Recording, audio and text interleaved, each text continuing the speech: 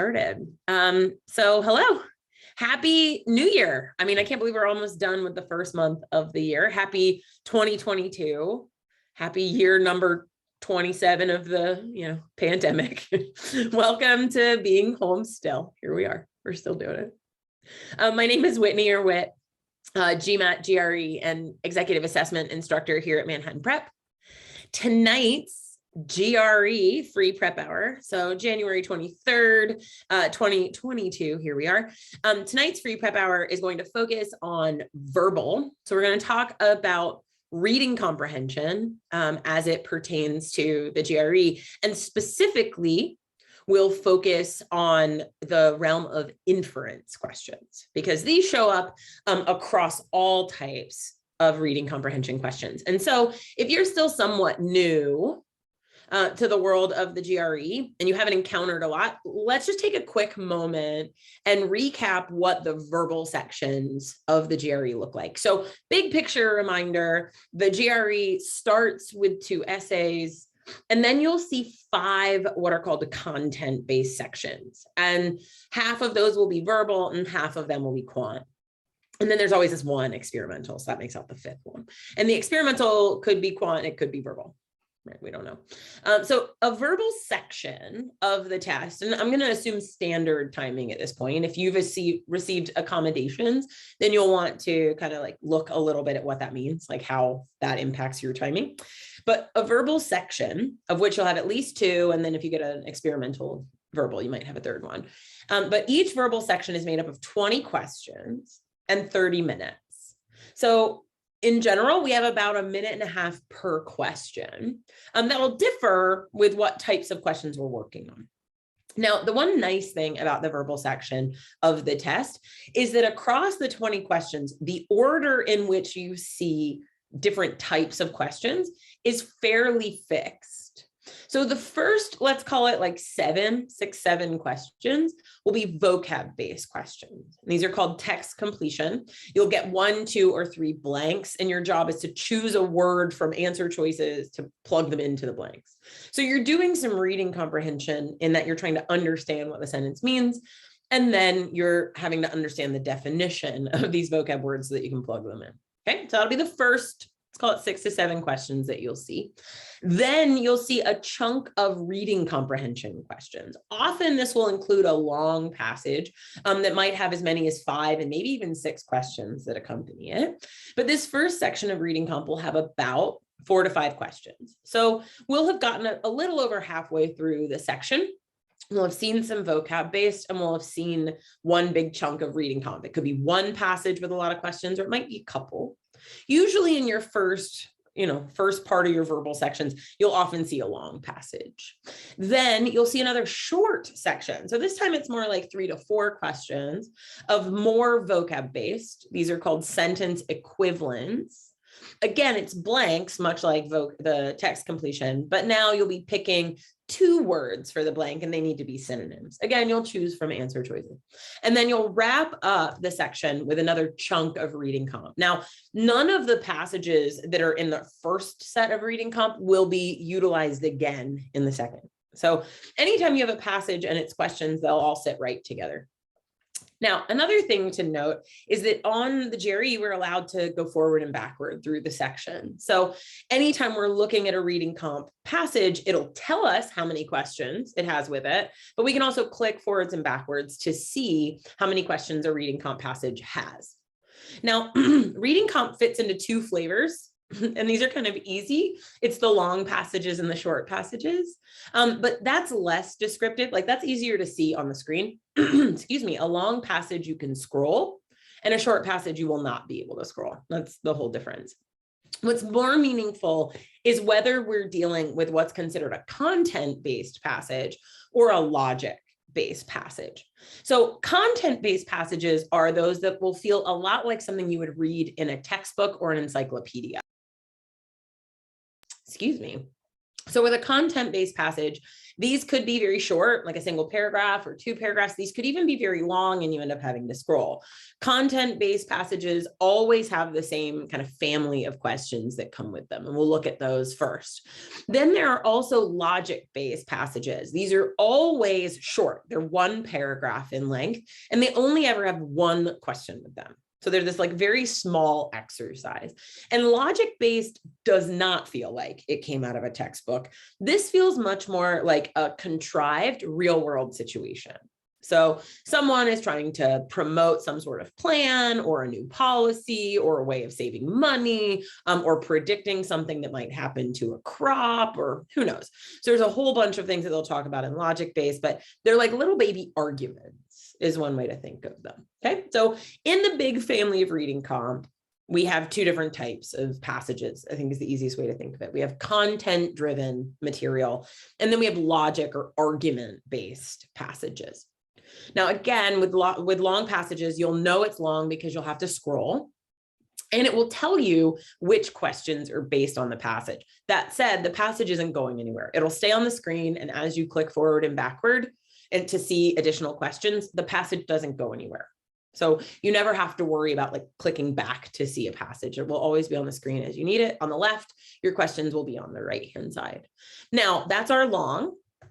A content-based passage will often, again, have multiple questions. It could be short, it could be long, but it will often ask questions about things like, what does this word most nearly mean? Or according to this passage, what's true? What's the primary purpose? It can be inferred. The author mentioned this for what reason, right? And so a lot of times these logic-based or these long and short content-based passages ask like book report type questions. That's kind of what they're looking for. Logic-based, however, the questions are often bulkier than the argument itself. So the argument is often quite short.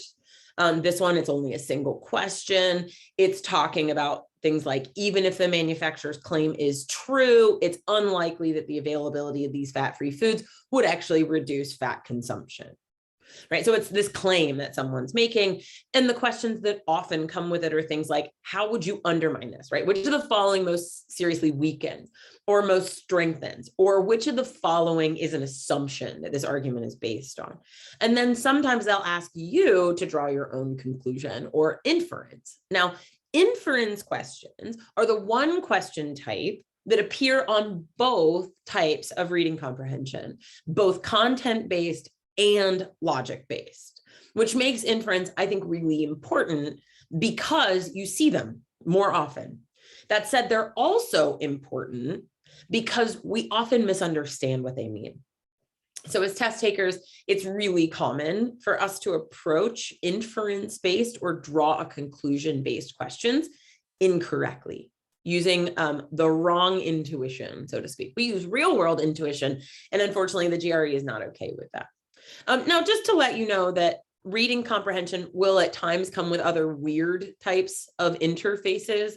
So you may be asked to select all, and it'll always be 3 choices, but it becomes this choose all that apply. And then sometimes they'll even ask you to click on a sentence that does a certain thing. In this case, select a sentence that provides support for an answer to a question, right?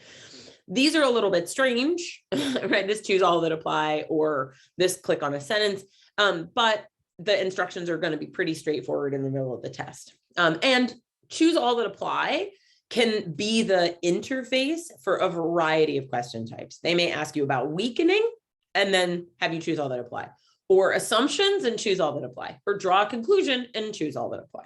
So just note that that's just a different type of interface. Now, we'll start with the content-based passages. There are really 3 major question types when you're dealing with a content-based passage.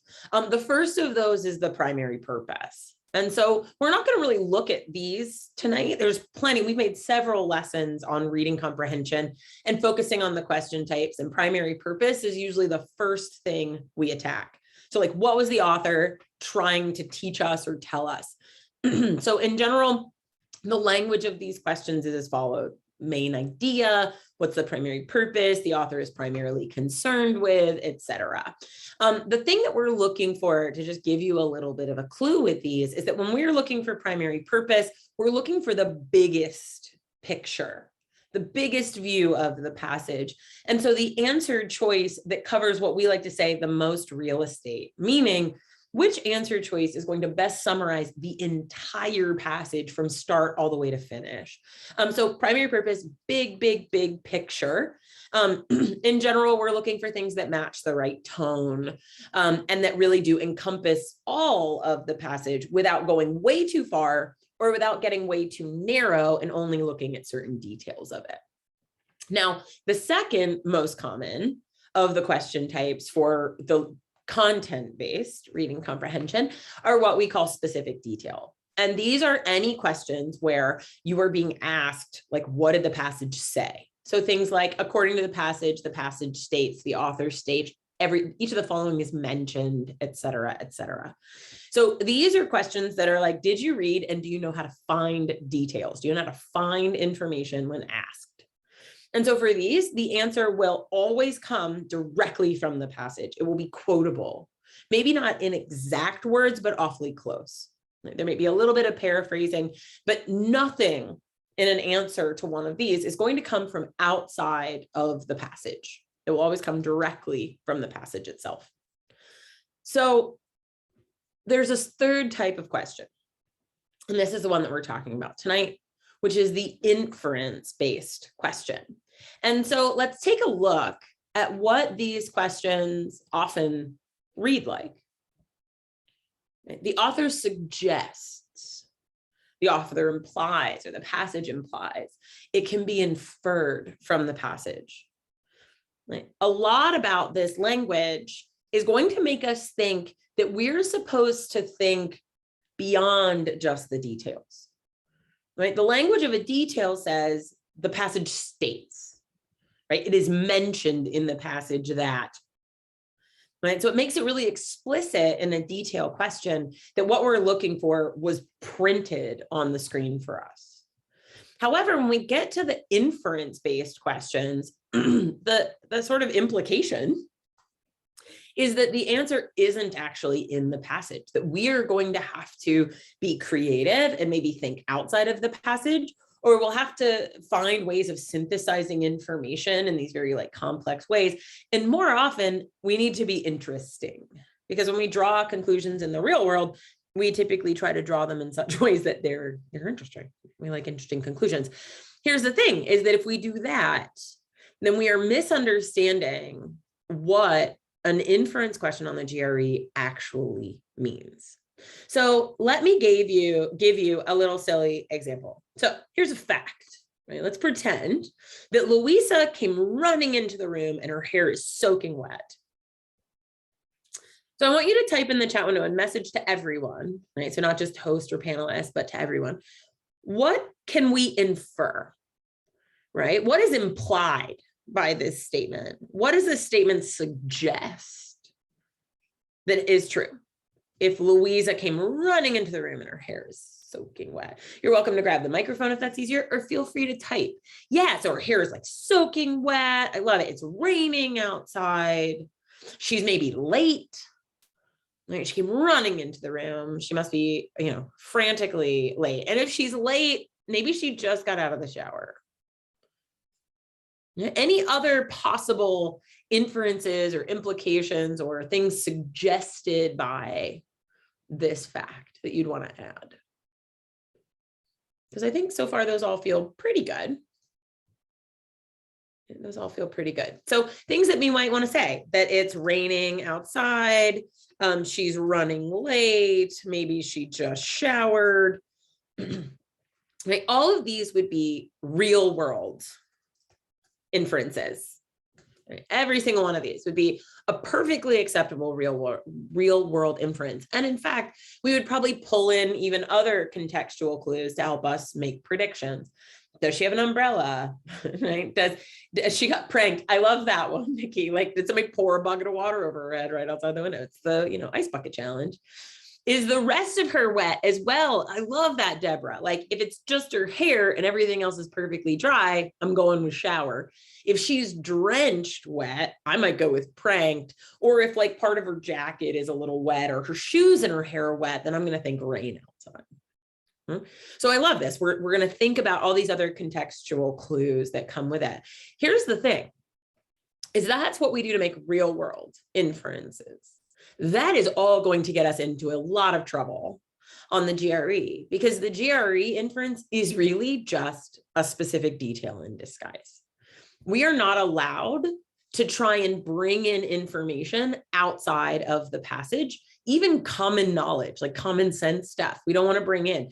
All we want is to take something in the passage and potentially restate it, right? And so Nessa, I love, you were like, her hair is soaking wet. That is precisely the type of conclusion that we'll be allowed to draw, which for many of you should be looking at the screen and like, but you told me her hair was wet. How is that suggested? You said it. Well, that's the thing, right? Is that an inference on the GRE is something that I can safely draw without making any assumptions. So essentially, well, here's what I know about poor Louisa, right? Is that Louisa's hair is definitely not dry. I might even be able to say, and I think I would be able to get away with saying something along the lines of, at one point, Louisa was outside of the room because she did come running into the room. So she must have been outside of it at some point before right now. I have no idea why her hair is wet. I have no idea, right? Like what's happening in the world outside of the room. And so an inference on the GRE is just comically boring. Comically boring. And so that's what we're going to practice tonight. Whether it's content-based or logic-based, an inference is a regurgitation of something that was already said. You might twist it and sort of say it backwards, right? So we want to be ready to expect a rephrase is maybe the best way to put this. So real world is out. We are not going to be having any of these real world inferences. And instead, we're looking at some possible rephrases. So for example, if a passage were to say to you the following: researchers were surprised, so surprised, that they found very little evidence of luxury goods in the remains of this building. Well, what can I infer? What do y'all think? What can I infer if researchers were surprised to find very little evidence of luxury goods? What's a legal inference now that we could possibly go for? Now that we know we have to be super boring, right? Yeah, we can infer that they didn't find evidence. Yeah, we can totally infer the direct language that they didn't find, they found very little evidence of luxury goods. What else though? If they were surprised that they found very little, then what did they expect? Right? So they didn't find, there isn't much evidence. So I love that. The evidence isn't clear, but yeah, they clearly, if they were surprised to find little evidence, then they probably expected to find evidence of luxury goods. So any of those things, right? The researchers would be less surprised if there had been more gold and jewels. Sure, I could infer that because they were surprised that they didn't find it. So clearly somebody thought that like maybe they should have had some there, or they would at least be less surprised. Or if we had something like not until 1850 did women in the US gain the right to do something, we could infer that in any year prior to 1850, so we could give a specific year even, in 1790, women were not able to do that thing. They did not have the right to do that thing. Or if they were to say something like, few scientists believe that, this is true. Well, it must mean then that most scientists believe something different, right? Or most scientists don't believe that thing. If only very few scientists do believe it. Yeah. And so I love it, right? Like one of the things I love the most is that I don't get to be creative It means I don't have to be creative. I'm going to treat inference questions in the world of content-based problems as basic facts, essentially. Like I'm stuck with just regurgitating something off the page. Now, it doesn't mean that this is always easy or straightforward. It's definitely not. And so what we'll do is let's try an example. So here is a short passage, it's just one paragraph long. And in fact, this is an excerpt from a longer passage.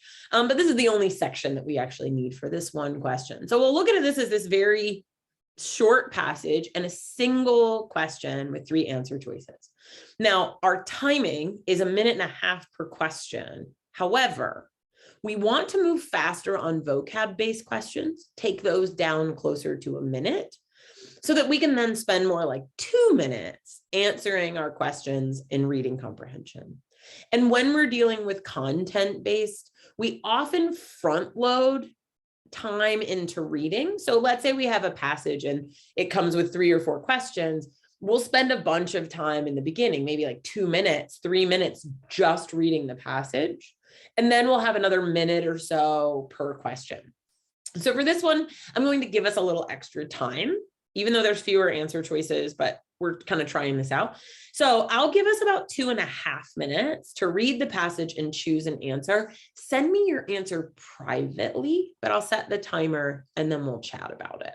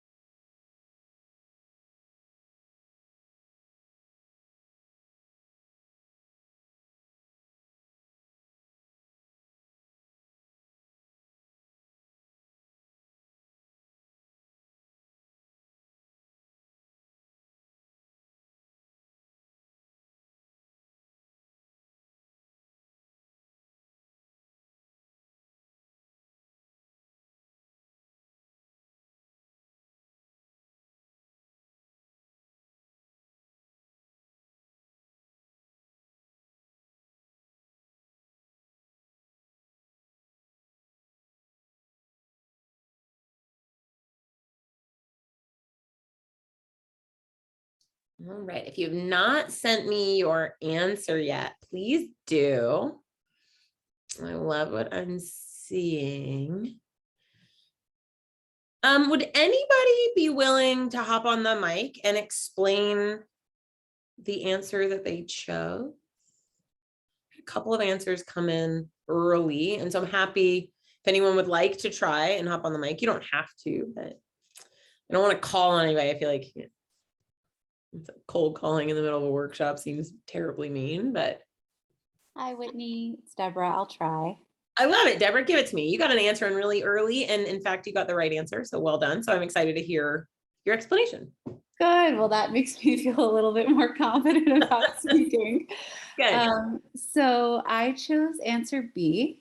I Mhm. chose answer B because the question asks specifically about the structural signature Mhm. of the sword, which is addressed in the last section of the paragraph after the semicolon. Yeah. Mhm.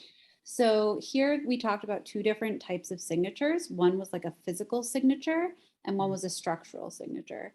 So the structural signature, um, each Smith's secret forging techniques left an idiosyncratic structural signature. So it was something that was kind of like put in there in a way to make it their own, but in a very like tactical, tangible way rather than actually physically signing their name. So Yeah. that's And where kind would the of, physical signature be? That would be that purple, right? A physical yeah, signature. yeah. Nice. Okay. So how did that get you to answer choice B instead of A or C? Did you choose B or did you eliminate A and C or both? Yeah, so C was a really easy elimination because it had absolutely nothing to do with the paragraph. Mhm. And then A was good, but A talks about the inscription, and that's not what we're talking about here. We're talking about the structural kind of uniqueness of the sword rather than the actual physical signature. Yeah. And I think an inscription in this place would probably report back to that physical signature. So absolutely. And so B then is, you're right. It's that unique process that leaves that idiosyncratic, like signature, right? Like, oh, you can tell that this is the person who made it because the Exactly. style is like this person. Oh, wow, that's perfect, Deborah. Thank you. Thank Yes. you. Yes. So the correct answer here is B. And one of the things I really love about the way that Deborah described it was a couple of pieces. One, when we're dealing with these content-based, we have a really specific process by which I like to answer the questions themselves. So step one is going to be to identify the type of question. In this case, it's an inference. They use the word, it can be inferred. So I immediately know that I'm looking for something that's said, but maybe isn't said exactly. Right, so I know that already. And then step two, at least this is my kind of process through. Step two is then to kind of go back into the passage and do what I call find proof.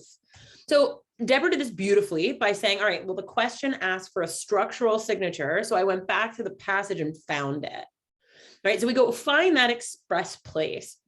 And then the third piece that I think, Deborah, you did so beautifully, right? That you did really, really well. What a lot of people don't do is predict an answer. And you might not have even necessarily have done this, like thinking through it. Maybe you did, but the idea behind predict an answer is I take a moment, not just to find the word structural signature, but to also understand what they meant.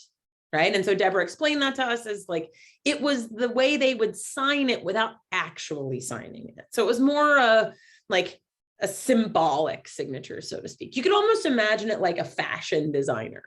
That I'm sure that there are certain characteristics of certain designers where you're like, oh, I can tell that's such and such designer, right? Because all of their clothes have this style. They didn't have to put their name on it. We can just tell. And so Deborah took a moment and said, all right, this is what structural signature means to me. And then went through the answer choices. And for me, in general, what we're doing is a combination of finding a match to our prediction and using a process of elimination. And here's the cool thing. Inference, as best as I can tell, is so powerful at process of elimination, particularly for reasons like answer choice C, which is that wasn't even mentioned here. How could I infer anything about that? So we can often eliminate things for being way outside of scope. We can do this if the tone is like, whoa, we can't, that's just too extreme or too specific or too like definitive, and the passage was never definitive. So we can take a lot of power in process of elimination when it comes to dealing with inferences. And this is true both for these content-based, but also when we start to look at them in terms of the logic-based. So let's try another, but this time we're going to go with a little bit longer passage. And we'll actually look at a passage, kind of a full length passage, and we're going to do 3 inference questions about it. Okay. So one, I'm just going to give you the question stems at first so that you can kind of get a sense of what all three questions are that will be coming up. So I encourage you to look for things like identifying the question, where would the proof for any one of these be? And you might, I don't know that I would start there yet, but we'll eventually get to looking at how to predict answers for them. But step one, we're going to front load here. So I'm going to give us about 2.5 minutes just to read the passage. Now, when we read passages, what I'm really looking for is not a lot of note taking. In general, what I want is a very loose table of contents. Generally, where is different information talked about? In this case, we have 2 paragraphs. So like, what generally is paragraph 1 talking about? And generally, what is paragraph 2 talking about?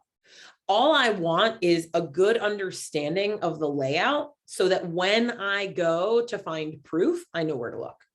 Okay, so I'll give you about 2.5 minutes to read just to make sure that you kind of have a big picture, and feel free to go ahead and be looking at the question prompts. We'll get answer choices for them in just a moment.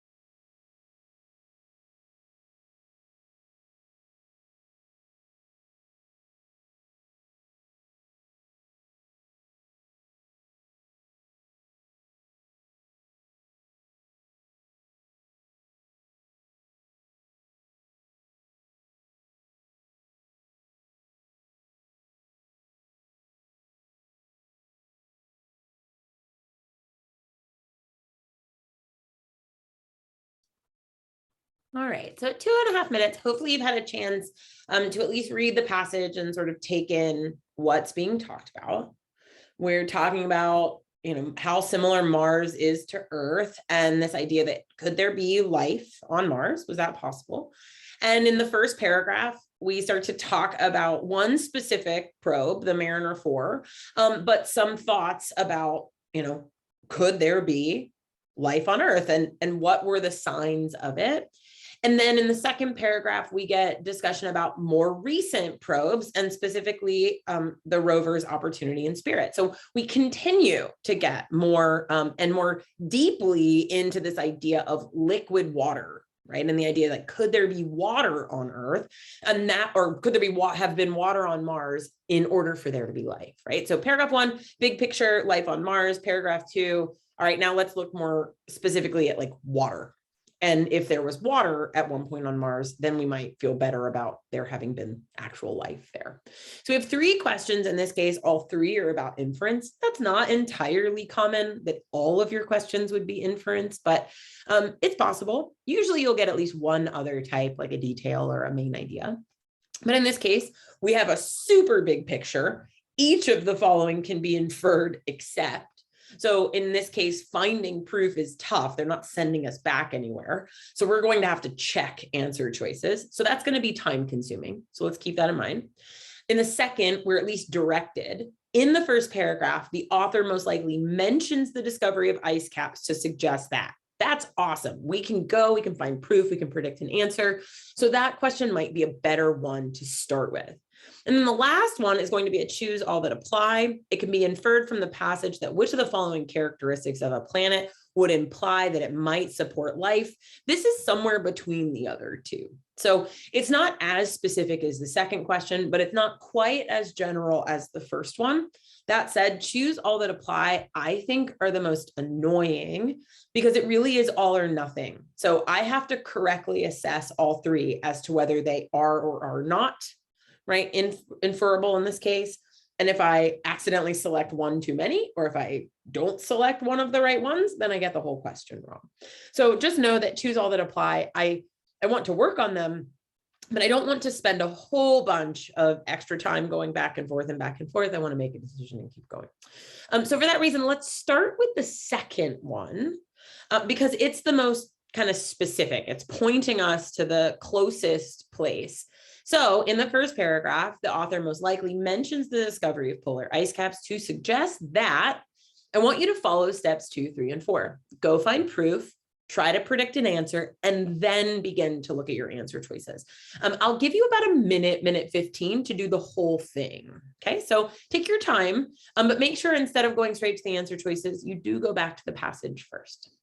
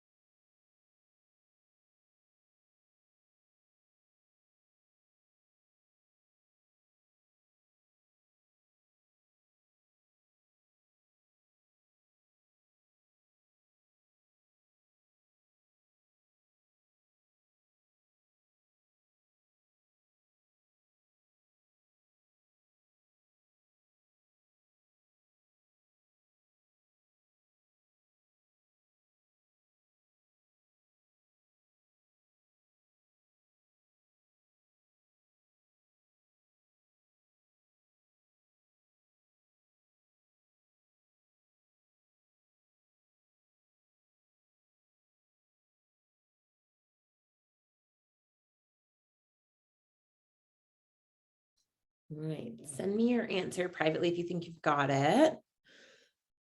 Now, I didn't get a lot of responses in, but I did get a few. Oh, here we go. Here they're coming now.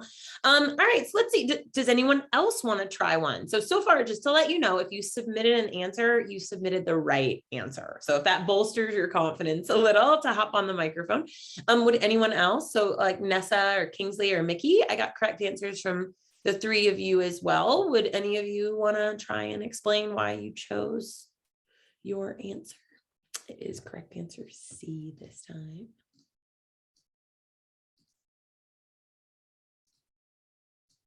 You don't have to. Okay, I won't force.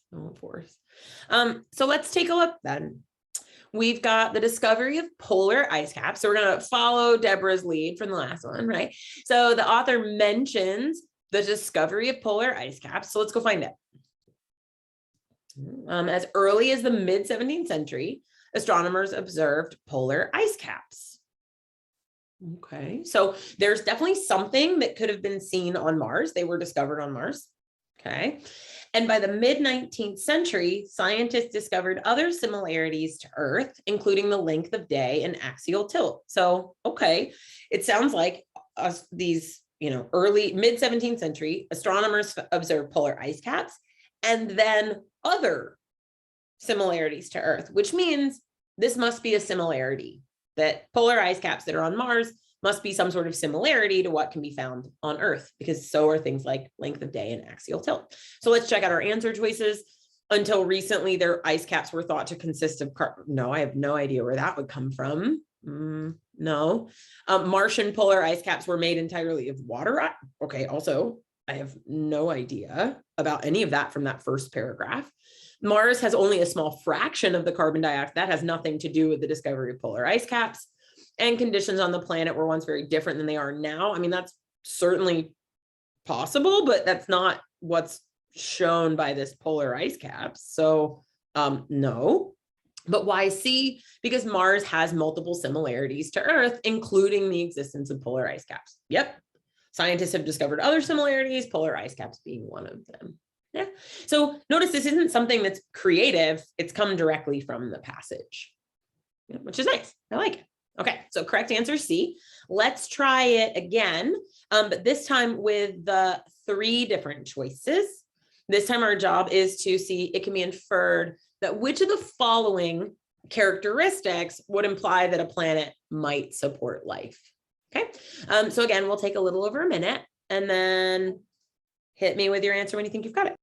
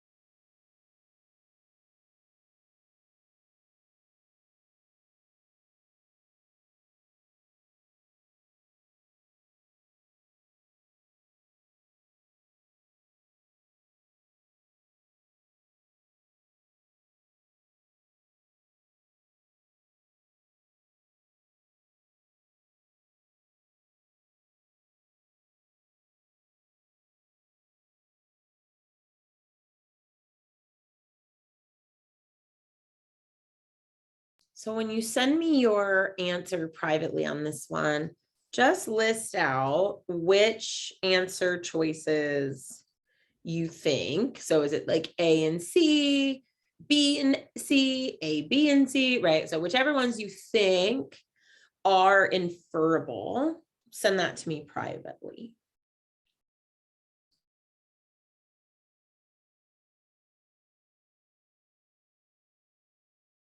I should note that it will always be at least one. So it might be all 3, but it's always at least one.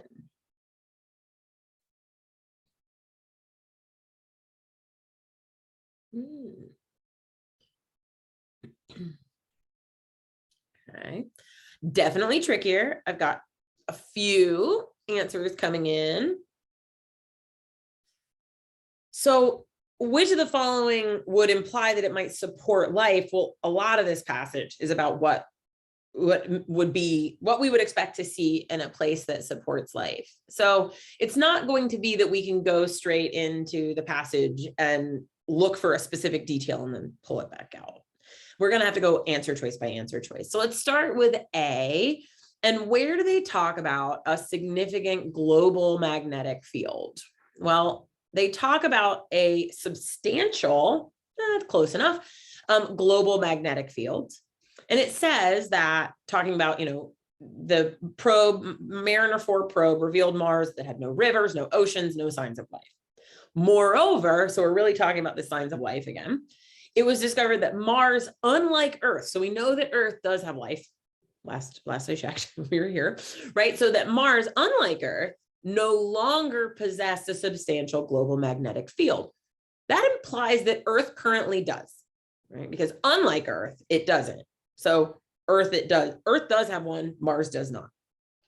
So the fact that Mars does not have a substantial global magnetic field like Earth does, and that allows celestial radiation, which, I don't have to entirely understand what that means, but it gets to my planet's surface and all this solar wind to get rid of our atmosphere. And last I checked, I'm pretty sure our atmosphere is important. Then that's another reason to think, okay, there's no current life on Mars, but maybe there was, right? Like maybe it did have one. It no longer possessed one, but maybe it did. But this would imply that a significant global magnetic field is important for life, for supporting life on that planet. And so A is inferable. All right, let's check B then. So in answer choice B, it talks about evidence of liquid carbon dioxide. Well, they talk about liquid water. That's not liquid carbon dioxide. But they then do mention carbon dioxide oceans, which I think we might be able to take as liquid, maybe.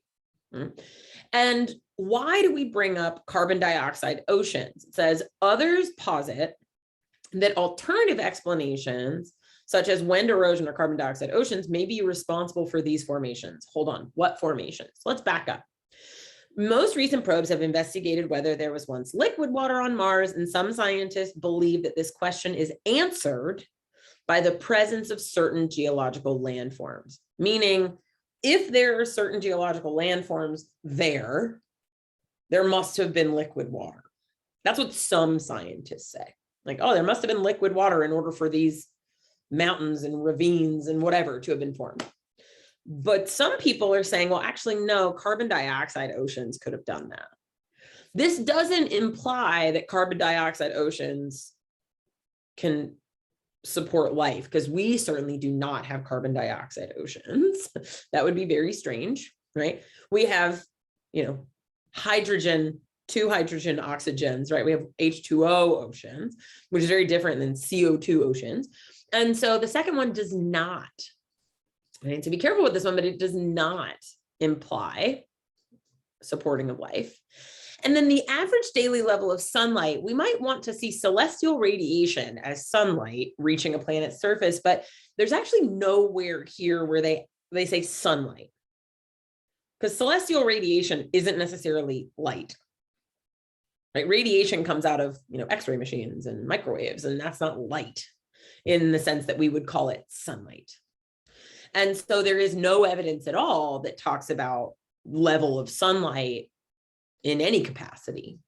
And so there's no support for that, no inferable support for that in the passage. So the correct answer for this one is actually only A.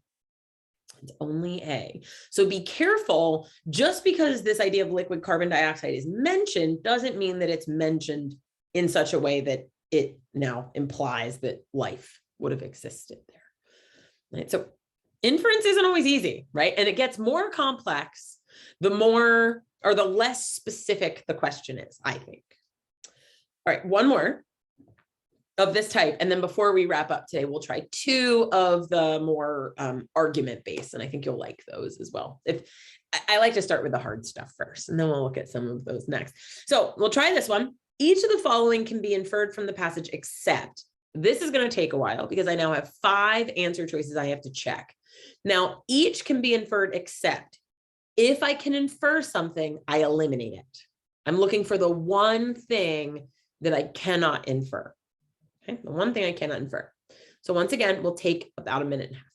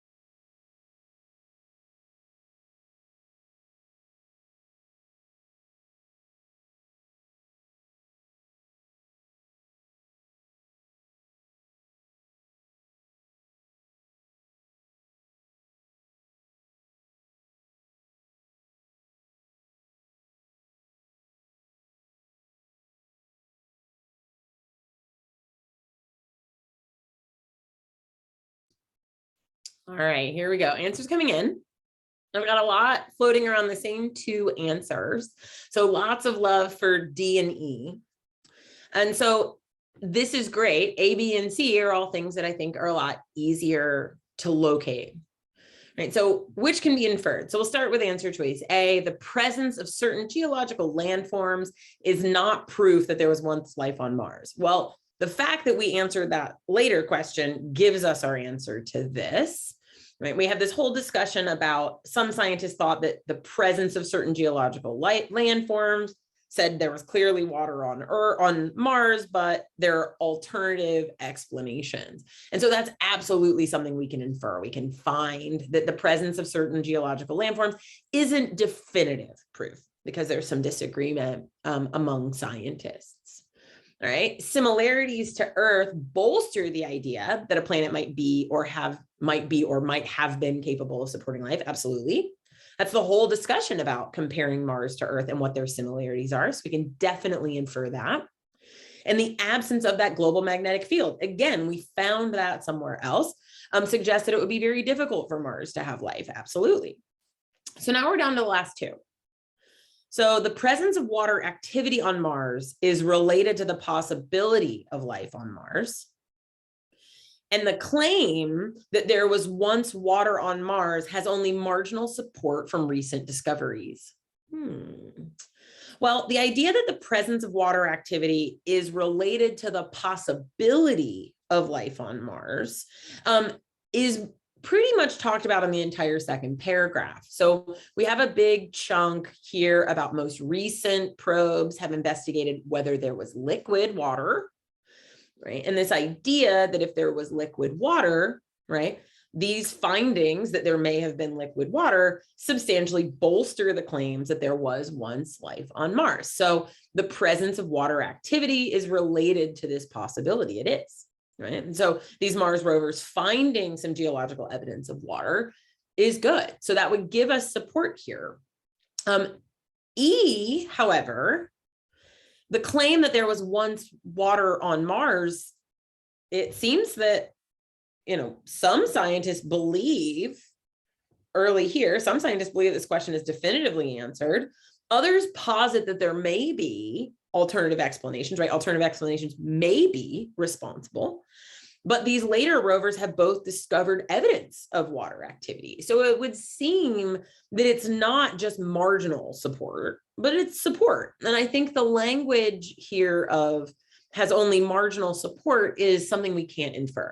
They don't tell us to what degree this is supporting. It says these findings substantially bolster claims. So it certainly doesn't sound like marginal. And so that would mean that we can infer D, but we can't infer E, which makes E our correct answer in this case. Very tricky, right? Very tricky. Nicely done, y'all. Very nicely done. Okay, so let's now take this and move it over to the world of the argument or logic based. And so when we start to think about logical inferences or legal inferences, what I'd like to do is try another little kind of like silly, like what's a legal inference game? Okay, but we'll build one that looks less content based and more about these like argument style or logic style. So here is an example. Revenues at company, that's all right, here we go. Revenues at company X rose last year, but profits sharply fell. So we've been given a fact, right? It's been presented as a fact, right? Off we go. So given this fact, right, the claims above, if true, most strongly support which of the following conclusions. And for this, you can pick any number of them. 1, 2, 3, some of them, all of them, none of them. So I want you to take a moment and then send to me privately, which of these statements do you believe that we can conclude or infer from the given fact?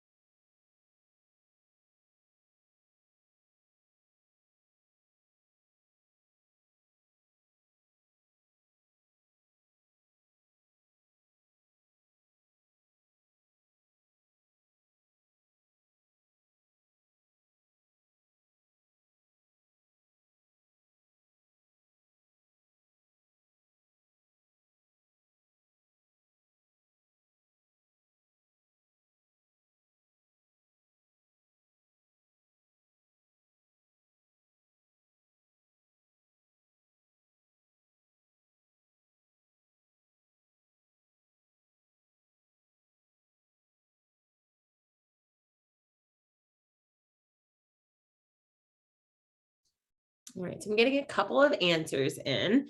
If revenues rose, but profits sharply fell, I don't know what's going to happen in the future. So a couple of things. I can't predict the future, right? So I cannot predict the future, which means I have no idea if the company is soon going to become unprofitable. I don't know that that's true. Profits might have fallen sharply, but profits might still be very, very, very high, right? And so I cannot infer that. I don't know what's going to happen in the future. 2 is sneaky, y'all. Company X pursued less profitable sales over the course of last year. First off, I don't know if Company X is involved in sales at all. This could certainly be an explanation for high revenue, but low profit or profits falling. But it's not the only explanation. My revenues could be high, but my profits fell sharply because my costs went through the roof. So it's very difficult for me to explain why something happened without being told, right? So they'd have to tell me. In order for me to know that, they'd have to tell me. So then what about the third one? Well, let's think about this mathematically. Profit as a percent of revenue. So profit as a percent of revenue would be profit divided by revenue. Okay, well, this year compared to last year, revenues went up, but profits went down, which as a fraction means that the numerator got smaller relative to a larger denominator. This number got smaller. So profit as a percent of revenue, that fraction actually decreased. We can prove it to ourselves by saying, giving some example numbers, like let's say profits used to be 100 and now they're 50, and revenue used to be 10 and now it's 20. Well, the original number was 10. My new number is 2.5. And so it has definitely gone down. So it turns out that the third one is actually the only one that I can conclude or infer. Okay.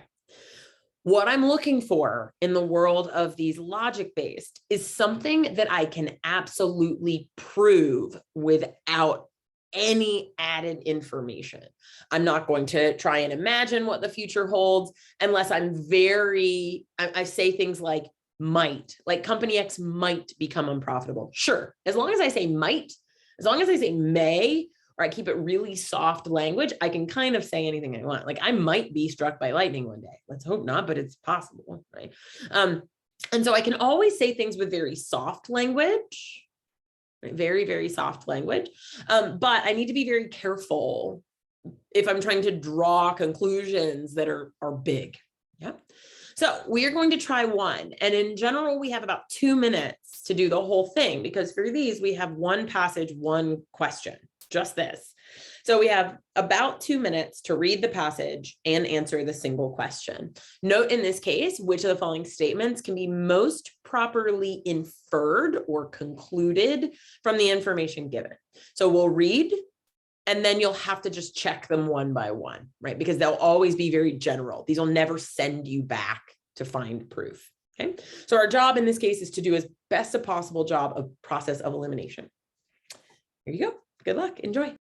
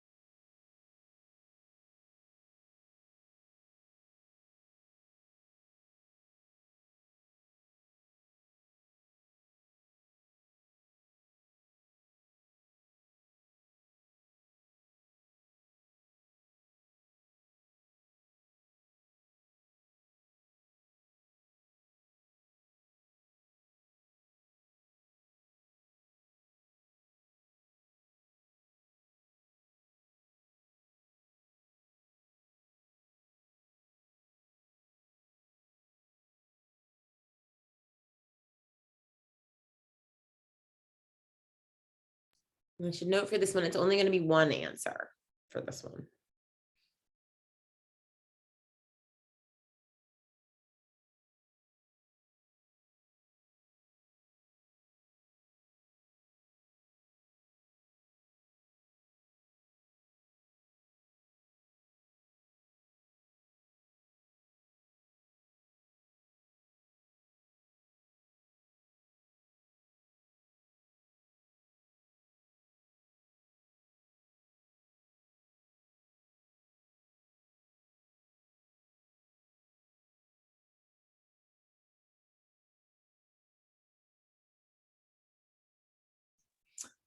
All right. Lots of answers coming in. Looking good. Y'all looking good. Okay. So we have a passage or a little argument. Notice it's just like government restrictions have severely limited the amount of stem cell research that can be done in the US. And because of that, there are a lot of US scientists who have now left the US to go do their research in other countries. They've signed some long-term contracts to work in these other places. And recently, Congress has decided to like, maybe we should just get rid of all those bans, right, on these stem cell research. So the question is, what can we infer? Well, I mean, there's a lot of stuff that we might want to predict. Things like answer choice E. If restrictions on stem cell research are lifted, many of the US scientists will break their contracts to come back to the US. I mean, maybe that's certainly possible, right? Especially if there's something about working here in the US that's preferable. Maybe they're closer to family or who knows, but maybe. But once again, I can't predict the future. I can't promise that this will happen. And so what I need is something that I can prove. And I can't prove that this is true. It's certainly a possibility, but the way it's said that many of these scientists will break their contracts. It doesn't say scientists might break their contracts to come back to the US. Sure, now that I can prove. I can prove that some scientists might, but I cannot prove that many will. Right? That is extremely definitive. That's very strong, right? Many of them will break their contracts and come back. Right? Too strong. So we'll be really careful of overly strong things that we can't prove. Okay. So we'll take E out. In the near future, that doesn't sound good. We're predicting the future again in D. US companies will no longer be at the forefront of stem cell research. Well, first off, I don't know that US companies are at the forefront of stem cell research. So will no longer be implies that they currently are, and I have no idea if they currently are. And whether that's going to change in the future is who knows. And so D, I cannot make that prediction, nor do I know that it is even possible to be true. In all parts of the world, that's awfully broad. Stem cell research is dependent on the financial backing of local governments. I have no idea. This is one of those places where if I do know anything about stem cell research, I'm probably in trouble because it might make me choose things based on things I actually know versus what I only know from these 3 little sentences. But I have no idea that if stem cell research is dependent on local government or maybe it's on industry. I have no idea. Because US scientists are under long-term contracts to these foreign companies, which I know they are. It says, many have signed long-term contracts. So because US scientists are under long-term contracts, there will be a significant influx of foreign, okay, I have no idea. We're back to predicting the future again. No idea. Okay, so then what's A? Some foreign countries or companies, excuse me, I like that conduct stem cell research work under fewer restrictions than some US companies do. Ooh, I like this. This is all very soft language. Some, fewer, right? Not like none, not all, not must. And so how can I prove that this is true? Well, government restrictions have limited the research that US companies can conduct. And because of that, scientists are signing contracts elsewhere. Like because the limitations on research exist in this country, scientists are signing contracts with foreign companies in order to do the research that they want to do, which must mean that there is at least a company out there in the world that is working under fewer restrictions than a company here in the US. It doesn't have to be all of them, doesn't have to be most of them, just some. And according to the GRE, some means more than none. That's all some means. Most means more than 50%, right? All means 100%. None means 0%. But in this case, A is adequately soft in tone that we can infer that, yeah, there's got to be at least a company, a foreign company that has fewer restrictions than a domestic US company, or else these scientists would not have left. And so we can infer A. Yeah. So the big takeaway, like the really big takeaway, is that when we're dealing with any reading comprehension, be it these logic-based, which I think are great for process of elimination, or the content-based, which are actually really tricky, when I'm looking for an inference, I need to focus on something that is given explicitly. I can prove it based only on what's in the passage, regardless of the passage. And I can almost regurgitate it or expect maybe that rephrase. Now, I will say the rephrase is more common in the content-based. The power of process of elimination is a little bit more powerful in the logic-based, but it's still the same concept across them all. And the fact that you're going to see inference questions in both types of reading comp passages means that you'll definitely see a fair number of them on test day. Right? I would expect that, 3 to 5 questions per section could be inference questions. And so it really does pay to practice this type of problem in many ways as much, if not more, than any other single type of reading comp question. Yeah. So it has been a pleasure. Just as a friendly reminder, we have all kinds of free resources that y'all are welcome to take advantage of, and I hope you do. You can access free full practice exams on our website. Just go to manhattanprep.com and pull up GRE. You can get all of our free practice tests. You can also attend any live class online for free. Right now, we are not doing trials for our in-person classes because we're now just getting back into in-person, and there's a lot of requirements around, vaccination and negative COVID testing and all that sort of thing in order for us to be in person together.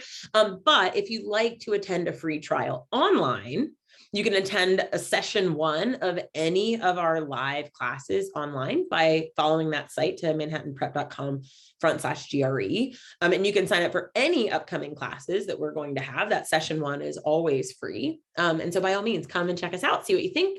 And then we also have a full list of classes that you can find on that same site, right? Check out everything that we've got coming up. It has been a pleasure to get to work with y'all and to get to talk to y'all today. Again, my name is Whitney or Whit. It's been awesome. If you need us, we're always here. Come look us up. And otherwise, best of luck with your studies. Have a great time as you practice and review. Happy New Year. And keep us posted if we can help. Have a wonderful evening. Oh, and I did get one quick question in the Q&A. If you take the test in person, you'll get paper and a pencil. And if you take it at home, you'll use like a whiteboard or a dry erase surface. Yeah, so you'll have all the stuff that you need to write on, both for process of elimination for verbal and for doing your math homework. Awesome. Well, it was a pleasure, y'all. Have a wonderful rest of your night. Take care and come check us out on our YouTube channel. Just follow us at Manhattan Prep on our YouTube channel, and we've got a ton of these free prep hours. We've got like 80 or more of them now. So come hang out with us.